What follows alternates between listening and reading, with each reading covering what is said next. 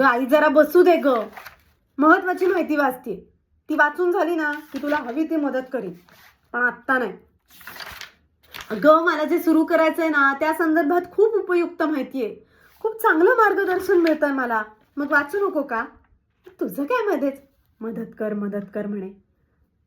आणि हा, नुसती बसली नाहीये आम्ही. काहीतरी वाच.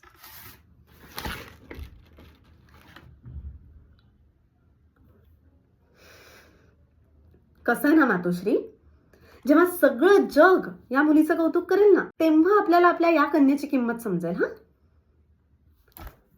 अगं आई, मला जे सुरू करायचंय ना त्या सगळ्याबद्दल माहिती आहे ह्याच्यात. माझ्या फायद्याची आहे. मी सांगितलंय बाबांना. आणि उलट त्यांना पण वाटतंय मी बिझनेस करावा म्हणून. उलट त्यांना तर खात्री आहे की मला यात नक्की यश मिळेल.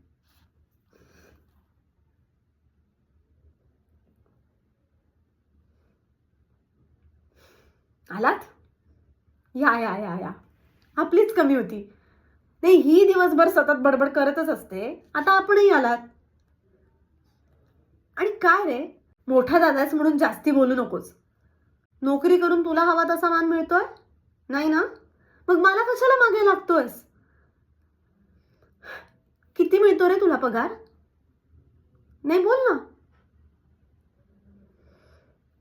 हे बघ, नोकरी करायची हा तुझा चॉईस होता. हा, मग बिझनेस करायचा माझा चॉईस आहे. आणि मी तुला येते का रे पैसे मागायला? मग फुकटचे सल्ले देऊ नकोस. एक मिनिटं, बाबांना काय सांगायचं ना ते मी सांगेन. तू सांगायची काही गरज नाही. तुम्ही काही काळजी करू नका. झालं झालं तुझं पुत्रपुराण सुरू झालं? मी काय सावत्र लेक आहे का ग तुझी? जाऊ दे, सोड, करते मदत. काय करायचंय?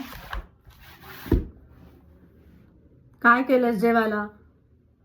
डाळ खिचडी? छान. हो, बघू. हा, बघूयात.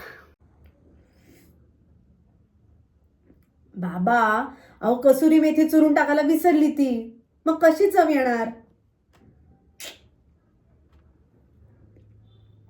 तुम्ही नका काळजी करू, मी शिकवते तिला.